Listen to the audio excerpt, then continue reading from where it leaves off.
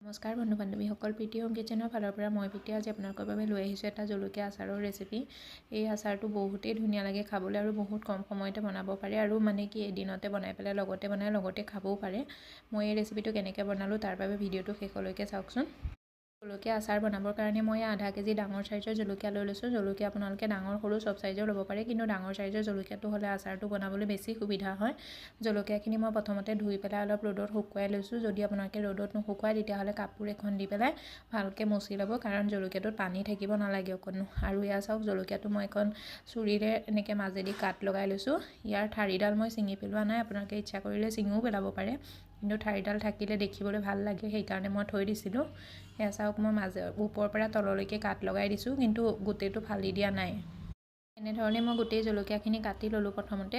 এয়া চাওক, মই ওপৰৰ পৰা আকৌ এবাৰ দেখাই দিছোঁ, ওপৰৰ পৰা তললৈকে কাটি দিছোঁ। এয়া চাওক, জলকীয়াটো ফালি দিব পৰাকৈ, যাতে আমি ইয়াৰ ভিতৰত মছলা সোমাব পাৰোঁ সিমানেই আমি কাট লগাইছোঁ, এইটো গোটেইটো ফালি দিয়া নাই। এয়া চাওক, মোৰ গোটেই জলকীয়াখিনি কাটি হৈ গৈছে। এতিয়া গোটেই জলকীয়াখিনি কাটি হোৱাৰ পিছত মই গেছত এটা কেৰাহী গৰম কৰি লৈছোঁ। কেৰাহীটো অকণমান গৰম হওঁতে তাত মই ডাঙৰ চামুচেৰে 1 চামুচ জিৰা এড কৰি দিছোঁ, আৰু সেইখন চামুচেৰে 1 চামুচ মই মেথি গুটিও এড কৰি দিছোঁ, আৰু 2 চামুচ মই চফ এড কৰি দিছোঁ, আৰু 4 চামুচ মই সৰিয়হ এড কৰি দিছোঁ। ক'লা সৰিয়হ হয়, ক'লা সৰিয়হৰ জেগাত আপোনালোকে বগা সৰিয়হো ল'ব পাৰে, নহ'লে যিটো লাই গুটি হয়, যিটোক আমি ৰাই বুলি কওঁ, সেইটোও ল'ব পাৰে, সেইটো ল'লে বেছিয়ে ধুনীয়া হয়। এইখিনি মই এতিয়া 1 মিনিটমানৰ কাৰণে এনেকৈ ভাজি ল'ম। এইখিনি বহুত বেছি ভাজিব নালাগে। ইয়াৰ সৰিয়হটো যেতিয়া চেটকিবলৈ লয় তেতিয়াই জানিব। এয়া চাওক কেনেকৈ মোৰ সৰিয়হটো ফুটিবলৈ লৈছে। এতিয়া জানিব, সৰিয়হখিনি ফুটি হোৱাৰ লগতে জানিব যে আমাৰ এইখিনি ভাজা হৈ গৈছে। আৰু এয়া চাওক, মোৰ সৰিয়হখিনি ফুটি হৈ গ'ল। এতিয়া মানে মোৰ মছলাখিনি ৰেডি হৈ গ'ল ভাজা। এইখিনি মই এতিয়া ঠাণ্ডা কৰিম এখন প্লেটত উলিয়াই পেলাই। ঠাণ্ডা হোৱাৰ পিছত মই এইখিনি দৰদৰা পিচি ল'ম, যেনেকৈ আচাৰৰ কাৰণে পিছোঁ ঠিক তেনেধৰণে পিচি ল'ম, অকণমান মুখত লগাকৈ। আনফালে এটা গেছত মই এটা পেন গৰম কৰিছোঁ। পেনটোত মই 2 চামুচ সৰিয়হৰ তেল গৰম কৰি লৈছোঁ। তেলটো একদম পূৰা ধোঁৱা ওলোৱালৈকে গৰম কৰি ল'ম। গৰম কৰি একদম ঠাণ্ডা কৰি ল'ব লাগিব। সেয়া চাওক, তেলৰ ধোঁৱা ওলাই গ'ল। সিমান দেৰিলৈকে মই গৰম কৰি লৈছোঁ। এইখিনি এতিয়া মই ঠাণ্ডা হ'বলৈ দিম। আনফালে মই মছলাখিনি এটা ডাঙৰ বাচনত উলিয়াই লৈছোঁ।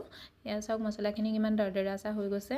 ইয়াত মই এতিয়া এড কৰিম 1 চামুচ কলন যিটো ক'লা জিৰা বুলি কয়, মানে কাল জিৰা। 1 পিঞ্চ হিং এড কৰিছোঁ মই, আৰু এয়া জলপান খোৱা চামুচেৰে 1 চামুচ লাল মিৰ্চ পাউডাৰ এড কৰি দিছোঁ, 1 চামুচ হালধি পাউডাৰ এড কৰিছোঁ, আৰু এয়া 1 চামুচ নিমখ এড কৰিছোঁ। 1 চামুচতকৈ মই অকণমান বেছি কৰিছোঁ, মানে 1.5 চামুচ নহয় আৰু তাতকৈ কমাই কৰিছোঁ। এইখিনি মই এতিয়া ভালদৰে মিলাই ল'ম। এনেধৰণে জলকীয়া আচাৰ বনালে খাবলৈ বিৰাটেই টেষ্টি হয়, আৰু এইটো আপুনি যিমান দিনলৈ ইচ্ছা কৰিব পাৰে সিমান দিনলৈ আপুনি ষ্ট'ৰ কৰি ৰাখিবও পাৰে। এয়া চাওক, মোৰ গোটেই মছলাখিনি মিলাই হৈ গ'ল। মছলাখিনি মিলাই হোৱাৰ পিছত মই যিটো তেল গৰম কৰিছিলোঁ, তেলখিনিও ঠাণ্ডা হৈ গ'ল, মানে কুহুমীয়া গৰম হৈ আছে। আৰু তেতিয়া মই এইটো বাইণ্ডিঙৰ কাৰণে 3 চামুচ তেল এড কৰি দিছোঁ। 3 চামুচ নহয়, মানে চামুচ দি 3 চামুচ পৰিছে, হিচাপত 2 চামুচেই হয়। আৰু এইখিনি মই এতিয়া মিলাই ল'ম।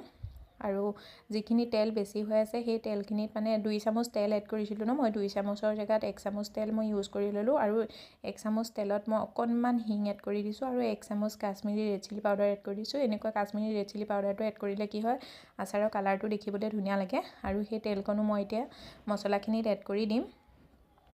তেলখিনি এড কৰি মছলাখিনি আকৌ এবাৰ ভালদৰে মিলাই ল'ম, গোটেই মছলাখিনি মিহলি হৈ যোৱাকৈ। এয়া চাওক, মোৰ মছলাখিনি মিলাই হৈ গৈছে। এতিয়া আমি এই মছলাখিনি জলকীয়াত ভৰাবৰ কাৰণে ৰেডি হৈ গৈছে।